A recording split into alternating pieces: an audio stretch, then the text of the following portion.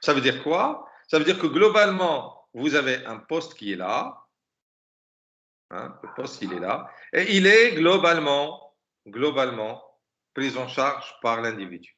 Il peut y avoir à la marge quelques activités que vous voyez ici, hein, dans les coins, qui ne sont pas pleinement prises en charge, mais par la formation continue, par l'amélioration de la qualité d'encadrement, nous pouvons arriver justement à atteindre cette adéquation post-individu. Si nous parlons d'adéquation post-individu, c'est qu'il y a des risques d'inadéquation post-individu. Et ces risques d'inadéquation post-individu, la première devant laquelle nous pouvons nous retrouver, c'est justement que le poste soit largement supérieur à l'individu. Le poste, il est là, comme vous voyez, et l'individu ne l'occupe que d'une manière très partielle. Nous sommes alors dans une situation que nous appelons une situation d'incompétence. Alors, cela nous montre une chose importante, que l'incompétence n'est pas absolue. L'incompétence est une situation relative.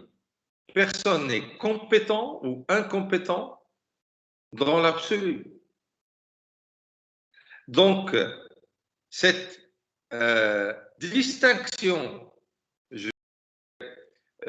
ou cet écart, pardon, pas distinction, cet écart qui existe entre les exigences du poste et les compétences acquises par l'individu, si l'écart est très important, nous parlons alors de situation d'incompétence.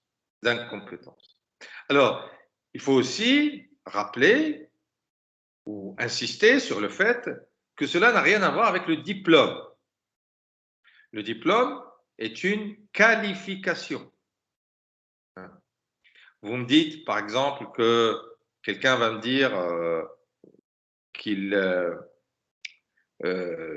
eu son baccalauréat ou qu'il a son diplôme d'ingénieur, je ne sais quoi.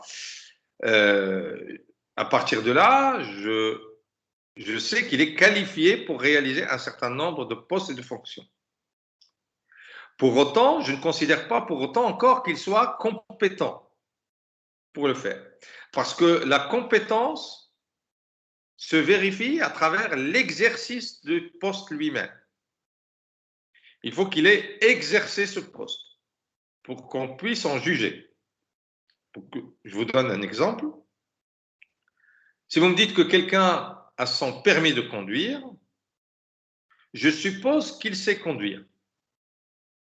Donc, la qualification est une compétence, dans le meilleur des cas, est une compétence supposée.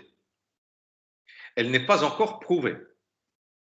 Pour que la personne puisse prouver qu'elle sait conduire, ben, elle doit prendre le volant, elle doit conduire dans la ville pendant les heures de pointe, elle doit sortir de la ville et conduire soit en autoroute ou en route nationale.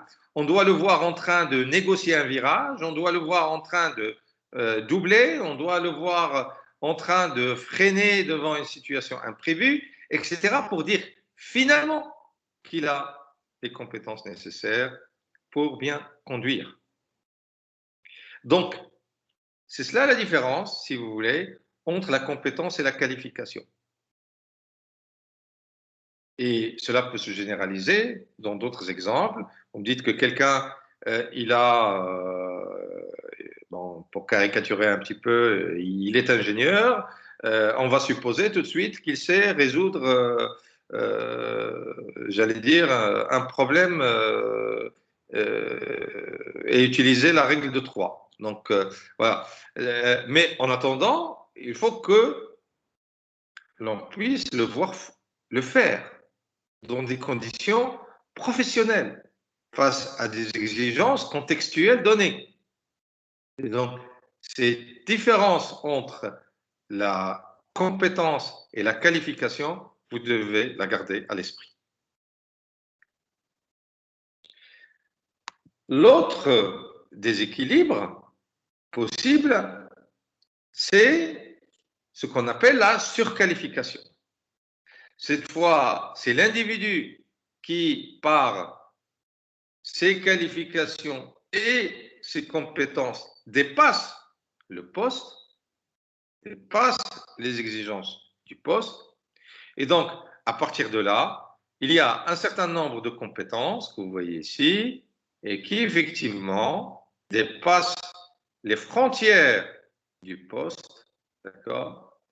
Et donc, cette personne-là peut se retrouver dans une situation de routine et de démotivation parce que ses compétences vont au-delà de ce que le poste exige. C'est aussi une très mauvaise situation à la fois pour l'individu et pour l'entreprise. Alors, pour l'individu, c'est clair, cela peut être source de démotivation, hein, et pour l'entreprise aussi, parce que un individu qui va au-delà ou qui a des compétences qui vont au-delà des exigences de poste, ne pensez pas qu'il ne va pas réagir à cette situation.